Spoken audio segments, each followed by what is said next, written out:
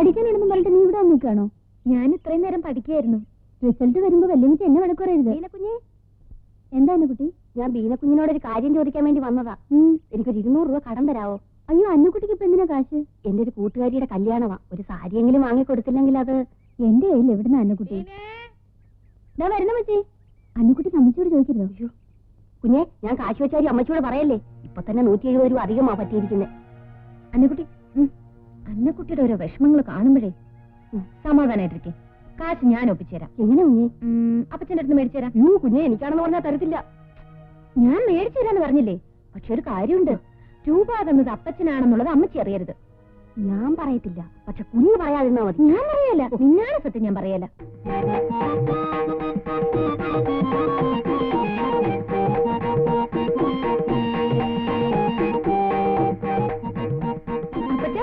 അപ്പച്ചൻ dance ചെയ്യാണോ? അല്ല, exercise.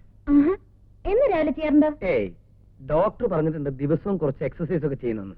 ആരെ കൊണ്ട് പറ്റും? വല്ലപ്പോഴൊക്കെ ചെയ്യും. ഏരിക്കുട്ടിയും ബീനിയും പള്ളി പോയിട്ട് വന്നിട്ടില്ലേ? ഇല്ല. തങ്കച്ചനും റോയിച്ചനും അവരെണീറ്റില്ലെന്ന് തോന്നുന്നു. ഇന്ന് ഞായറാഴ്ച ആയതുകൊണ്ട് ഉറക്ക കുടിശ്ശി തീർക്കായിരിക്കും. തീർക്കട്ടെ. അപ്പച്ച, അന്നക്കുട്ടി അപ്പച്ചനോട് എന്തെങ്കിലും ചോദിച്ചിരുന്നോ? അതെന്താ, അവൾ എന്തെങ്കിലും എന്നോട് ചോദിക്കാൻ ഉദ്ദേശിക്കുന്നു? അല്ല അപ്പച്ച, അതല്ല അപ്പച്ച. അന്നക്കുട്ടിയുടെ ഒരു കൂട്ടുകാരുടെ കല്യാണമാണ്. ഒരു സാരി മേടിച്ചു കൊടുത്തേക്കാമെന്ന് അന്നക്കുട്ടി മുമ്പേ ഏറ്റിരുന്നിട്ടുണ്ടെന്ന്. ഇപ്പൊ അത് മേടിക്കാൻ കാശില്ലെന്നും പറഞ്ഞ് അവിടെ കിടന്ന് കരഞ്ഞോണ്ടിരിക്കുക. അപ്പച്ച അത് കണ്ടപ്പോ ഞാൻ പറഞ്ഞു അപ്പച്ചന്റെ കയ്യിൽ നിന്ന് മേടിച്ചു തരാമെന്ന്. ഒരു സാരി വേണമെങ്കിൽ ഞാൻ കടയിൽ നിന്ന് എടുത്തു കൊടുക്കുമായിരുന്നല്ലോ. അതിനെന്തിനാ അവള് കരയണേ? സാരി ഒന്നും കൊടുക്കണ്ട അപ്പച്ച. ഒരു 10-200 രൂപ ഞാൻ കൊടുത്തേരെ. അവക്ക് ഇഷ്ടമുള്ള അവളെ മേടിച്ചോട്ടെ. മേടിച്ചോട്ടെ. ഇനി ഒരു സാരി കൊടുത്തില്ലെന്ന് വെച്ച് അവളുടെ കൂട്ടുകാരുടെ കല്യാണം ഒന്നും മുടങ്ങണ്ട.